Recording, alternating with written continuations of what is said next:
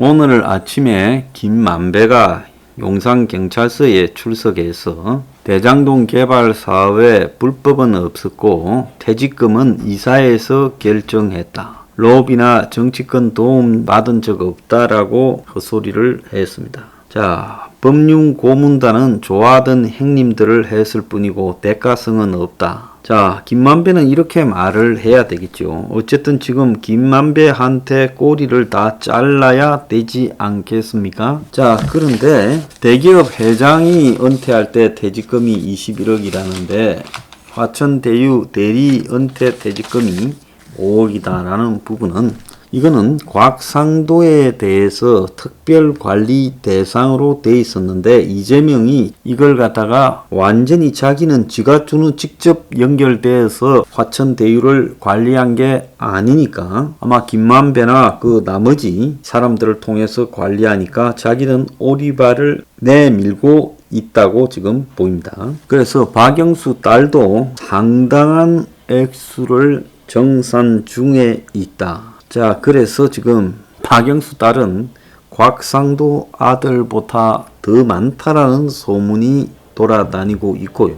지금 통진당이 해상되고 난 이후에 고립이 된 경기 동부연합, 즉 친북 주사파들이 민노총 집행부와 성남시를 장악해서 되살아났다. 그래서 이 경기 동부연합이 성남시의 바닥부터 굉장히 오랫동안 파고들었어요. 그래서 아주 헌신적으로 수년씩 여러 사람들이 경기 동부연합을 자기 아지트로 만들어 왔는데, 그런데 이재명이 2010년 시장 선거에 나갔을 때 경기 동부연합이 이재명을 지지했고, 이재명이 지지 기반이 좀 약했지요. 그래서 이 이재명이 시장이 되고 난 이후에 경기 동부연합이 큰 힘을 얻게 됐고 이 산하 각종 조직들을 장악했다라는 이야기도 지금 나오고 있고 조선일보의 이런 내막의 일부가 지금 보도가 되었지요. 그런데 화천대유와 SK 간에 커넥션이 분명히 있는 것 같고 여기에 최태원이 여동생이 최기원이 들어있지만은 그게 최기원 돈이라는 거예요. 키넨파트너스를 통해서 들어간 돈이요. 그래서 키넨파트너스가 알아서 했고 딴 데도 투자했다가 좀 날렸다 어쩌다 하지만 그건 다 물타기고 어쨌든 SK 오너들 돈이 여기에 들어갔다는 겁니다. 그래서 화천대유의 투자 수익을 키넨파트너스가 나누기로 했고 3월 중간 정산으로 500억을 갖다가 얻었는데 비슷한 시기에 키넨파트너스가 이사진을 교체했는데 배당을 받은 이후에 이런 내용들을 아는 직원들을 내보내고 그 다음에 최태원 여동생 최기원의 척근들을 갖다가 여기에 배치하며 뒷정리를 한 것 아니냐 이렇게 지금 보여지고 있습니다. 그래서 자기들은 키넨파트너스에 돈을 빌려줬을 뿐이지 나머지는 모른다라고 말을 하지만은 공시에서 익명의 개인 3이라고 정보를 감추었어요. 키넨파트너스요. 그 다음에 400억에 달하는 거금을 빌려줬어요. 그래서 화천대유는 2015년부터 17년 사이에 키넨파트너에서 457억을 빌려서 초기 운영비와 토지 사업비로 활용을 했다는 거예요. 그래서 화천대유부터 자기 패거리들이 총 3억 5천만 원을 냈지만 그 돈으로 이 시행사 초기 자본을 끌어가기 어려웠을 거고 나머지 이제 뭐 은행 등이 낸 자본금은 손을 대기가 어려웠을 거다. 그러니까 누군가가 이 시행사에 초기 돈을 대줬을 거고 아마 앞으로 많이 벌 거니 흥청망청 이 돈들을 써댔을 거라고 보여준다는 겁니다. 그래서 화천대유에는 이 SPC 자체는 5천만 원 밖에 없고 그 다음에 이 천하동인에서 3억 밖에 없었는데 그런데 그 3억을 갖다가 SK정권이 신탁을 받아줬지요. 여기서도 SK가 좀 이상했어요. 그래서 사실상 SK가 이 400억을 빌려주고 그 보험장치로 이 3억 가량의 지분을 신탁으로 받아둔 것 아니냐. 지금 그런 의혹이 가능해요. 자, 그런데 화천대유에 400억을 빌려준 키넨파트너스도 자금이 없고 결국 SK 오너들한테 나온 것이라는 겁니다. 그래서 SK 오너들이 개인 3이라고 하면서 최기원의 존재를 감췄고 최기원은 분명히 이 화천대유에 투자했다라는 것을 알 거라는 겁니다. 그래서 이들이 다 처음부터 짜고 이런 일들이 진행됐다, 이렇게 봐야 된다는 겁니다. 그래서 올해 3월 화천대유가 수익을 중간 정산하면서 500억에 달하는 배당을 했고, 그래서 원천징수 세액이 131억에 달했다는 거, 키넨파트너스예요. 자, 그러면서 키넨파트너스의 사내이사 감사가 전 교체되고, 그러면서 키넨파트너스가 사실상 해산돼 버렸다는 겁니다. 그러니까 더 이상 꼬리를 남기지 않기 위해서 이랬을 건데요. 자, 그러면 SK가 결국은 이 화천대유의 실질적인 사업 이 종잣돈을 대주고, 자, 그러면서 상당히 화천대유를 도와줘서 대장동 사업에서 수천억의 수익이 나올 수 있도록 적극적인 역할을 해줬죠. 근데 거기에 이제 SK가 신세를 졌을 수도 있는 곽상도나 박영수도 등장을 자연스럽게 한 겁니다.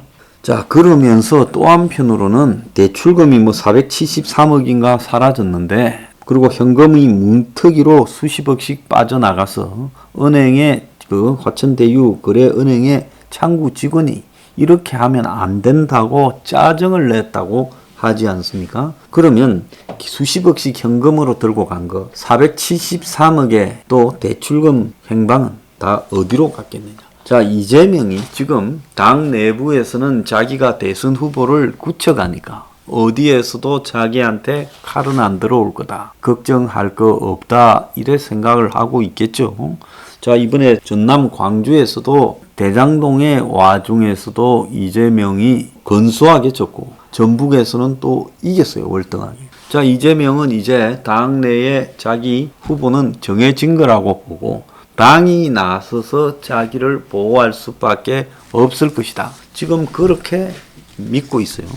그렇기 때문에 이재명은 내가 아는 측근들이 이 일을 했고 또 내가 한때 알던 사람들이 했을 뿐이지 나는 공영 개발한다고 옳기 때문에 허가했을 뿐이다, 그렇게 많은 수익이 나올 줄은 몰랐다 하면서 최악의 경우에 자기 죄가 수익이 예상치 않은 완전히 폭리를 취하게 되는 부분에 대해서 좋은 의도로 성남시에 많은 돈들을 벌어주려고 했을 뿐인데, 공영개발이 이 부동산 폭등으로 저렇게 됐다라고 하는 수준만 지금 내가 잘못한 것이다. 그러니까 성남시장의 통치 행위에 불과하다라고 이야기하고, 누가 잡혀가든 무슨 일이 벌어지든 시치미를 뚝 뗄 거라고 보고 있습니다. 아마 이재명이 저러는 걸로 봐서는 박영수나 곽상도나 이 일에 얽힌 권순일이나 이런 사람과 이재명이 직접 만나서 해결한 게 아니라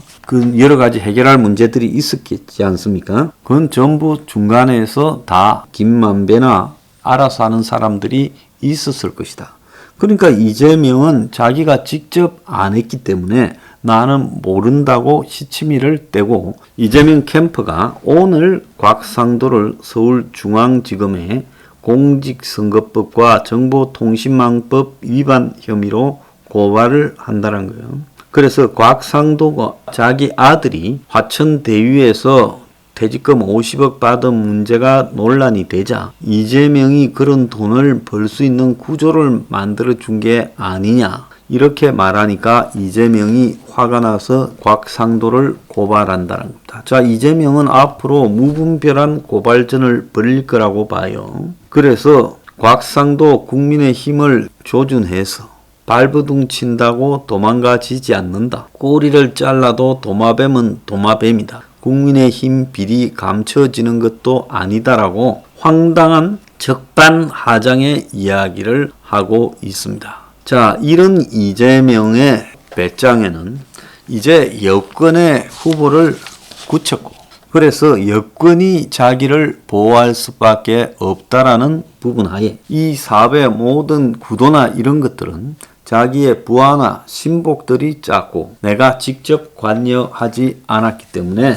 내가 책임질 일 없다고 버티면 된다라는 자신감, 뻔뻔함에서 나왔을 거라고 봅니다. 자, 국민의 동당은 이 문제에 대해서 총력으로 싸워야 돼요. 곽상도는 탈당했고 곽상도가 한 명밖에 없을 거예요. 이 일에 관련된 사람은요.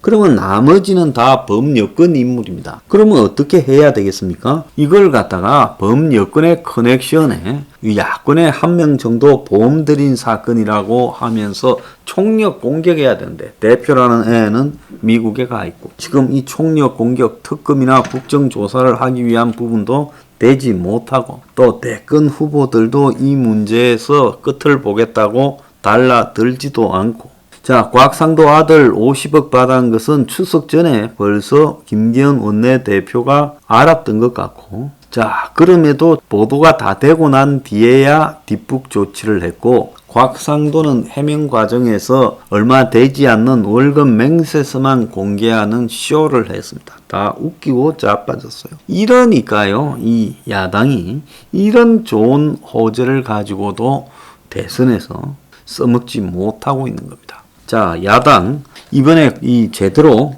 화천 대유를 공격하지 못하면 문을 닫는 것이 좋다. 이런 생각이 듭니다.